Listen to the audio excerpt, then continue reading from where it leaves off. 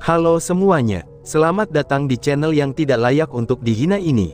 Sebelum kita mulai, atur posisi santainya, seruput kopinya, dan mari kita berhayal.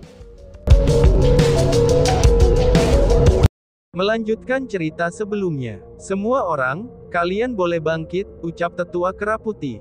Kera putih itu tersenyum ringan, lalu menunjukkan pada kerumunan untuk bangkit kembali. Setelah para kerumunan bangkit, dia mengalihkan pandangannya ke beberapa tetua manajemen dari Departemen Hukuman, dan kemudian dengan dingin berkata, sebelumnya tetua manajemen Departemen Hukuman tidak dapat membedakan antara yang benar dan yang salah, dan bahkan bersikeras membengkokkan hukum untuk mendisiplinkan Chu Feng untuk mendukung murid organisasi kekuatan cabang mereka sendiri. Dengan perilaku seperti ini, maka itu harus dihukum berat. Namun dengan mempertimbangkan bahwa kalian semua telah memberikan layanan berjasa di masa lalu, aku tidak akan membahas masalah ini hari ini. Namun jika kamu berani mengulang kejahatan ini di masa depan, maka kamu pasti akan dihukum berat, ucap tetua kera putih. Setelah Half Martial Emperor White Ape mengucapkan kata-kata ini, ekspresi semua orang yang hadir segera berubah. Adapun para tetua manajemen dari Departemen Hukuman, kulit mereka sudah berubah pucat. Meskipun setengah marsial Kaisar Kera Putih tidak benar-benar menghukum mereka, tapi dia telah mengumumkan bahwa mereka telah salah di hadapan kerumunan besar ini. Dengan demikian, itu setara dengan tamparan di wajah mereka di muka umum. Terlepas dari betapa enggannya mereka menerima ini, maka tidak ada yang bisa mereka lakukan kepada tetua kera putih karena statusnya saat ini. Justru sebaliknya, mereka bahkan harus berlutut untuk menerima tamparan di wajah mereka dengan penampilan bersyukur. Terima kasih Kepala Akademi atas kebaikan kamu, ucap para tetua penegakan hukuman. Pada saat ini, bahkan orang luar tidak bisa tidak terkagum-kagum melihat betapa tangguhnya tetua kera putih ini. Sebelumnya, sebelum Half Martial Emperor White Ape datang, berbagai tetua manajemen telah berdebat satu sama lain tanpa henti. Namun tepat setelah setengah kaisar bela diri kera putih datang, dia segera memutuskan bahwa para tetua Departemen Hukuman berperilaku salah. Menghadapi ini, para tetua manajemen Departemen Hukuman tidak hanya tidak berani membantahnya, mereka bahkan harus mengakui kesalahan mereka dengan rasa terima kasih. Kekuatan pencegahan yang dimiliki setengah marsial Kaisar Kera Putih ini, itu sudah cukup untuk menyebabkan kerumunan terengah-engah dengan kekaguman. Saat dia melihat ke arah tetua manajemen Departemen Hukuman yang berlutut di depannya, setengah kaisar bela diri Kera Putih mengangguk dengan puas. Setelah itu, dia berjalan ke sisi Chu Feng, lalu menepuk pundaknya sebelum mengalihkan pandangannya ke berbagai tetua manajemen. Semua tetua, dengarkan dengan cermat. Chu Feng adalah bakat langka, dan dia harus diperlakukan secara berbeda oleh Gunung Qianwood kami dari yang lain. Selain tetua manajemen, Chu Feng tidak diharuskan membungkuk atau berlutut kepada tetua lain. Hal ini akan segera berlaku, dan kalian semua harus ingat itu, ucap tetua kera putih. Apa ini? Seru kerumunan. Setelah setengah marsial Kaisar Kera Putih mengatakan kata-kata itu, kerumunan tertegun sekali lagi. Meskipun kata-kata yang dia ucapkan sebenarnya tidak terlalu berarti, tapi baginya untuk mengucapkan kata-kata itu dalam situasi seperti ini dengan sangat pasti, itu berarti dia telah memiliki beberapa niat khusus. Di permukaan, ia memberikan Chu Feng dengan perlakuan khusus. Namun sebenarnya, dia benar-benar memberitahu semua orang betapa dia sangat menghargai Chu Feng. Mereka yang ingin bersekongkol untuk melawan Chu Feng, maka semua harus dengan hati-hati mempertimbangkan setengah marsial Kaisar Kera Putih ini, yang saat ini tidak akan hanya menonton sambil ngopi. Dalam istilah yang lebih sederhana, Half Martial Emperor White Ape telah mengumumkan dukungannya kepada Chu Feng. Bagi pejabat kepala akademi yang secara terbuka menyatakan bahwa ia akan mendukung seorang murid, maka ini tentu saja akan mengejutkan orang banyak. Namun pada saat ini, banyak orang tidak terkejut dengan deklarasi Half Martial Emperor White Ape, karena mereka telah melihat kekuatan Chu Feng untuk diri mereka sendiri. Karena bagi mereka, menekankan kultivasi jenius seperti Chu Feng sangat masuk akal dan juga adil. Bahkan jika Gunung Qianwu tidak menekankan penanamannya, malahan itu akan menjadi hal yang aneh. Namun bagi para tetua manajemen hukuman departemen yang dengan sepenuh hati ingin merencanakan melawan Chu Feng, ekspresi mereka menjadi sangat jelek. Mereka tahu betul bahwa apa yang dikatakan Half Martial Emperor White Ape sebelumnya, itu dimaksudkan untuk mereka sebagai peringatan.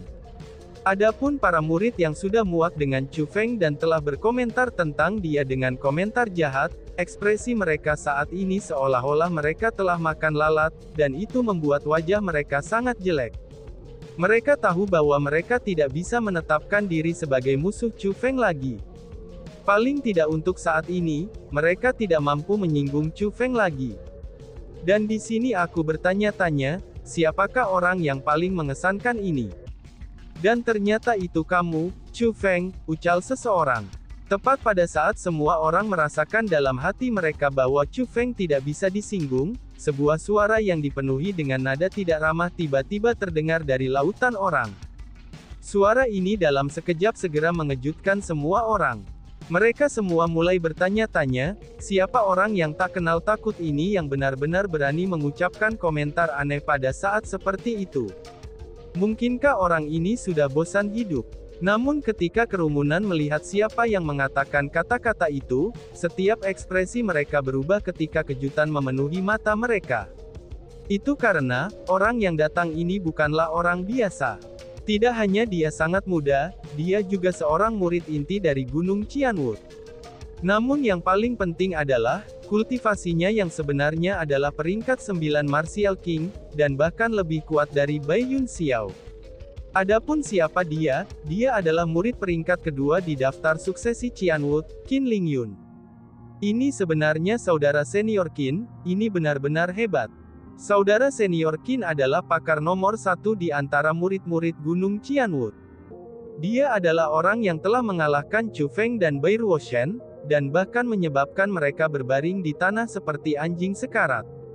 Dengan dia di sini, maka tidak ada tempat bagi Chu Feng untuk menjadi sombong lagi. Hahaha, ini hebat, saudara senior Qin adalah seorang jenius, yang secara pribadi dinyatakan oleh Tuan Kepala Akademi untuk menekankan kultivasinya. Dia adalah seseorang yang telah menerima perlakuan khusus. Bahkan jika itu adalah Kepala Akademi sementara, dia juga tidak akan berani melakukan apapun padanya tanpa alasan yang jelas. Dengan begini, apa yang bisa dilakukan Chu Feng ini? Di hadapan saudara senior Qin, dia tidak lebih dari sampah. Ketika mereka melihat Qin Lingyun, para murid yang membenci Chu Feng semuanya menjadi sangat bersemangat, dan diam-diam mulai bersukacita dalam hati mereka. Mereka semua bisa mengatakan bahwa, Qin Lingyun telah datang untuk menertibkan Chu Feng. Dengan kekuatan dan status Qin Lingyun, bahkan jika dia harus mempermalukan Chu Feng di depan umum, maka Kaisar setengah bela diri Keraputi hanya bisa menonton dan tidak bisa melakukan apa-apa. Setelah semua, itu adalah fakta bahwa Qin Lingyun telah mengalahkan Chu Feng sebelumnya. Jadi, bahkan jika dia berbicara tentang itu, maka itu hanya akan menjadi pernyataan kebenaran, dan tidak bisa dianggap sebagai penghinaan, serta tidak akan bertentangan dengan peraturan Gunung Qianwu. Bahkan setelah melihat Qin Lingyun, bahkan Chu Feng mulai mengerutkan keningnya ketika api kemarahan yang mengamuk keluar dari hatinya. Dia tidak akan pernah lupa bagaimana Qin Lingyun telah mempermalukannya hari itu. Dan dia juga tidak lupa bagaimana dia telah mempermalukan Bai Ruoshan dan si ratu pada hari itu. Namun meski begitu, Chu Feng masih berkepala dingin. Dia tahu bahwa Qin Lingyun sangat kuat, bahkan saking kuatnya sehingga dia tidak bisa dianggap berada di tingkat yang sama dengan Bai Yun Xiao sama sekali. Jangankan dirinya saat ini, bahkan si ratu saja tidak akan cocok untuk Qin Lingyun. Kekuatan pertempuran sejati Qin Lingyun sudah sangat melampaui kekuatan Raja Bela Diri. Karena begitu banyak, sehingga banyak ahli tingkat setengah marsial Kaisar takut padanya. Dia adalah musuh yang kuat, yang Chu Feng sendiri tidak mampu untuk mengalahkannya sekarang. Dengan demikian, satu-satunya hal yang bisa dilakukan Chu Feng adalah menanggungnya. Terlepas dari apa yang direncanakan Qin Lingyun lakukan, maka Chu Feng hanya bisa bertahan saja. Dia harus bertahan, sampai di mana hari ketika dia memiliki kekuatan yang cukup untuk mengalahkan Qin Lingyun. Hanya dengan begitulah, dia bisa mengembalikan penghinaan yang dia terima dengan tangan Qin Lingyun 2 kali lipat. Chu Feng, tampaknya kamu telah lupa bagaimana ketika di Gunung Qianwood hari itu, kamu bahkan merasa cukup yakin. Segera, Qin Lingyun pun mulai berbicara. Sebagai anggota Departemen Hukuman, ia secara alami tidak akan duduk dan menonton ketika rekan-rekan anggotanya dihina. Jadi, dia datang untuk membantu Bai Yun Xiao dan yang lainnya, dan mengambil kembali martabat mereka yang telah hilang dari Chu Feng. Oh, jadi kamu adalah Qin Lingyun, ucap seseorang. Namun, sebelum Qin Lingyun bisa menyelesaikan kata-katanya, suara tiba-tiba terdengar dari kerumunan. Seolah-olah keterampilan khusus digunakan oleh suara itu ketika orang ini berbicara, dan suara itu bisa didengar dari segala arah. Maka dengan begitu, tidak mungkin untuk menentukan siapa yang berbicara. Namun satu hal yang pasti, suara itu dipenuhi dengan niat buruk. Aku memang Qin Lingyun, apakah ada yang kamu butuhkan? Bakas Qin Lingyun. Melihat seseorang berani berbicara dengannya dengan cara seperti ini di hadapan banyak tetua Gunung Qianwood, Qin Lingyun tidak mundur dan menjawab dengan dingin dan menghina. Tentu saja aku tahu, aku memiliki hutang yang harus aku selesaikan bersama kamu, ucap sosok itu. Tepat pada saat ini, sesosok cahaya memancarkan sinarnya yang terang. Dalam sekejap mata, sosok itu tiba di depan Qin Lingyun dan meraih kerah Qin Lingyun. Ketika mereka mengalihkan pandangan mereka ke sosok itu, jangankan Qin Lingyun, bahkan semua orang yang hadir tanpa sadar mengisap udara dingin dalam ketakutan. Itu karena, orang itu tidak lain adalah ibu Bai Ruoshen, Bai Suyan. Apa yang kamu lakukan? Tanya Qin Lingyun. Qin Lingyun bukanlah orang bodoh, dan dia bisa mengatakan bahwa Bai Suyan berencana untuk menyerangnya dari pandangan sekilas. Selain itu, dia juga tahu bahwa kekuatannya sangat kuat, dan bahwa dia bukan seseorang yang bisa dia lawan. Namun meskipun ini masalahnya, dia tetap tenang dan tidak takut sama sekali. Dan bahkan, dia memiliki ekspresi percaya diri di wajahnya.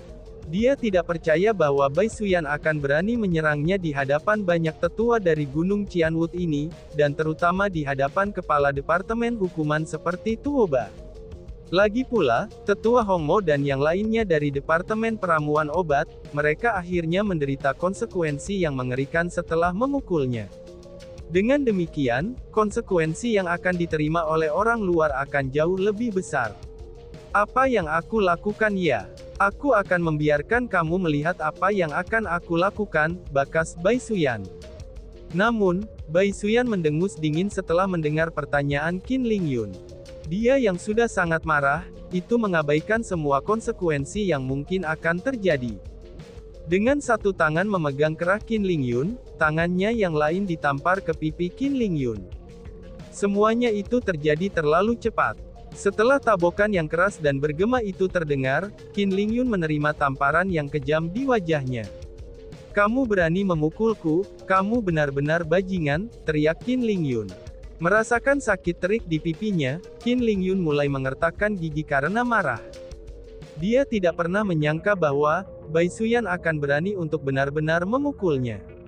Namun sebelum dia bisa selesai mengatakan apa yang ingin dia katakan, Bai Suyan benar-benar mengepalkan telapak tangannya menjadi kepalan tangan, dan kemudian memukul mulutnya.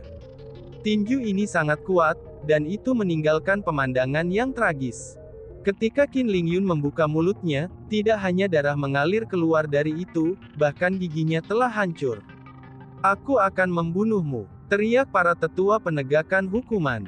Melihat murid terkuat mereka dipukuli oleh seseorang, tetua manajemen Departemen Hukuman semua menarik punishment blades dari pinggangnya dengan kemarahan yang hebat. Mereka berencana menyerang Bai Suyan. Kalian semua tetap di sana, dan jangan bergerak.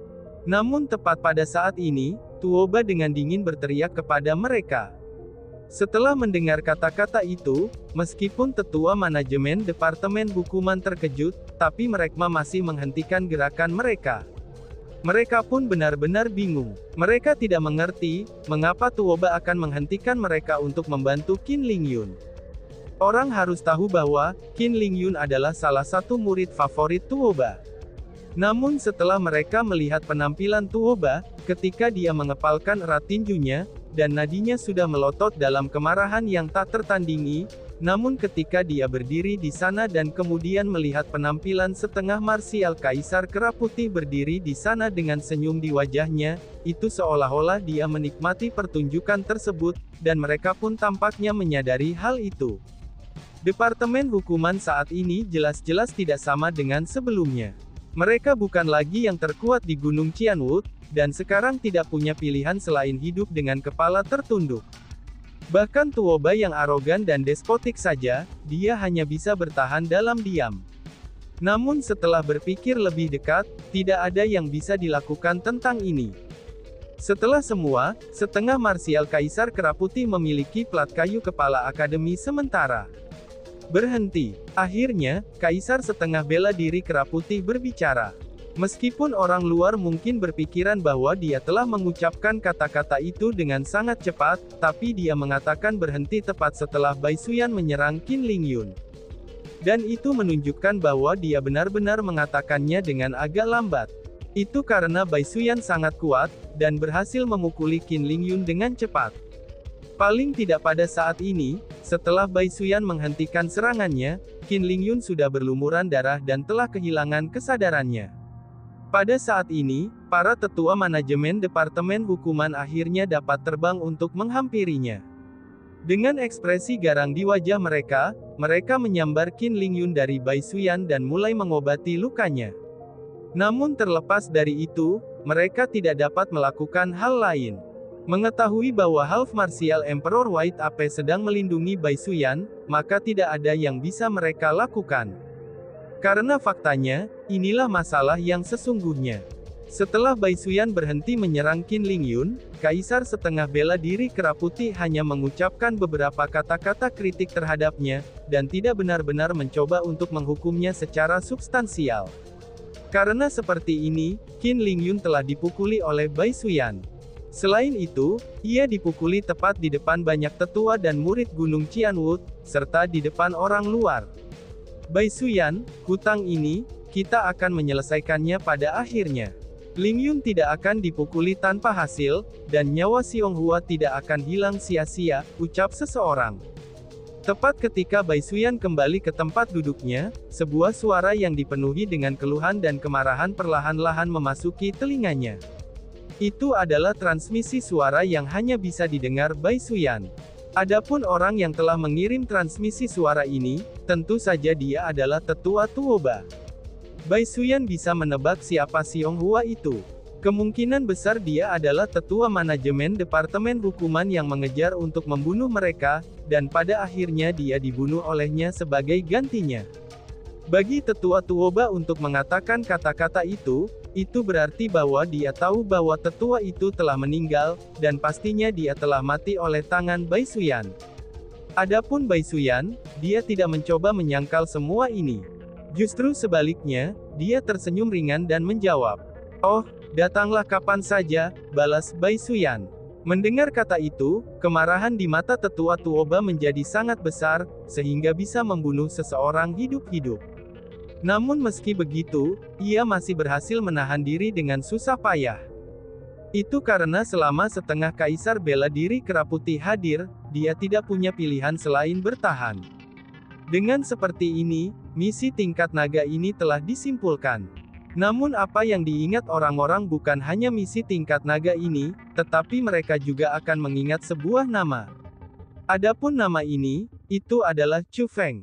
Dia adalah seorang jenius luar biasa yang berhasil menggunakan peringkat 5 kultivasi martial king-nya, dan mengalahkan 4 pemilik tubuh ilahi. Setelah hari ini, nama terkenal Chu Feng ditakdirkan untuk menyebar ke seluruh Qianwu Domain. Terlepas dari apakah mereka laki-laki ataukah perempuan, muda ataupun tua, mereka semua akan tahu tentang kejeniusan luar biasa yang muncul di Gunung Qianwu.